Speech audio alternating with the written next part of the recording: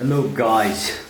समय पनि अलिक कुल छ सो हामी चाहिँ कफी पिउन लागिरहेको होइन ब्रो छ यहाँ होइन एकदम make black coffee so let's we say him है कस्तो कफी बनाउनुहुन्छ ल ब्रो कस्तो खालको बनाउने कफी अलिकति फिसी टाइपको कालो कफीलाई सेतो बनाउने हो तिमी माथिपट्टि चाहिँ सेतो ल ठिक छ अब तिम्रो कला हेरौँ न त यसले घोल्न हुन्छ चिनी सकिन लाग्यो चिनी आफ्नो इच्छा हाल न तिम्रो इच्छाले हाल्नु न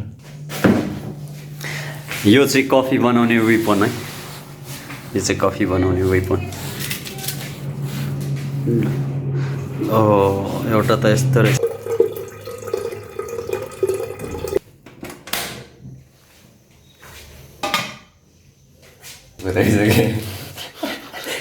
ए त्यो राईहरूको कालिङ राईहरूको त्यसको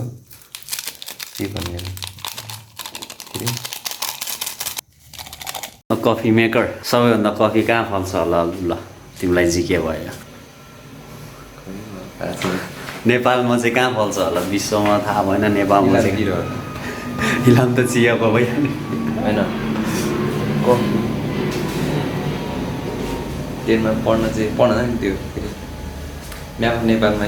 हुँदैन प्लटिङमा त्यो कफी प्रडक्सन एरिया नेपालमा चाहिँ पहिला गुल्मीमा अहिले काभ्रेमा कसरी बनाउँदो रहेछ हेरौँ न तिम्रो रेसिपी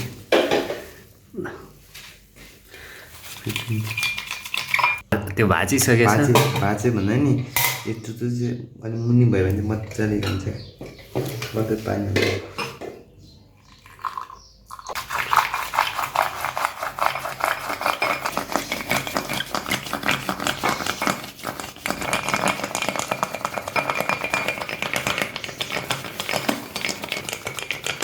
दुध जस्तै भयो त यार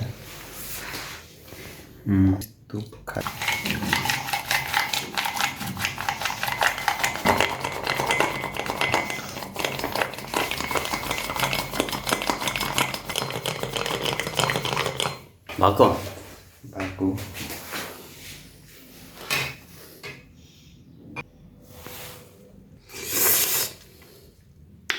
वाह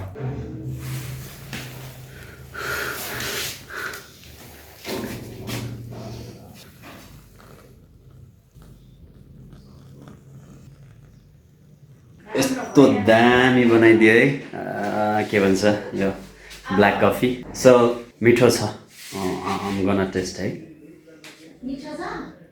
वाउ वाउ यहाँ के चाहिन्छ यस्तो कफी बनाउनलाई कफी बनाउनलाई के चाहिन्छ फेरि के सानो फिर्के हामीलाई कफी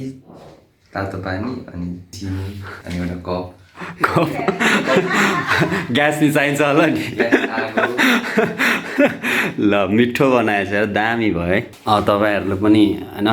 लाइक इली कफी खानु मन लाग्छ नि तपाईँले सिम्पल यहाँको नेस्क्याफेहरू नै ल्याएर प्याकमा एक कपमा एक प्याक हालिदिनुहोस् अनि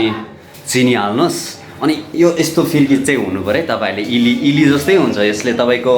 फ्लेभरै चेन्ज गरिदिँदो रहेछ क्या तपाईँको फ्लेभरै चेन्ज गरिदिन्छ कतिलाई चाहिँ होइन तपाईँ एस्प्रेसो खानलाई इली खानलाई क्याफे जान्छन् त्यो जानुपर्छ but some time we don't have that much enough money है त्यस बेला चाहिँ तपाईँ कफी भोगी हुनुहुन्छ भने नेस्क्याफे ल्याउनुहोस् फिर्के राख्नुहोस्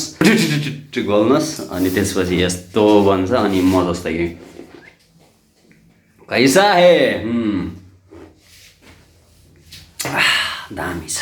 thank you bro You're welcome.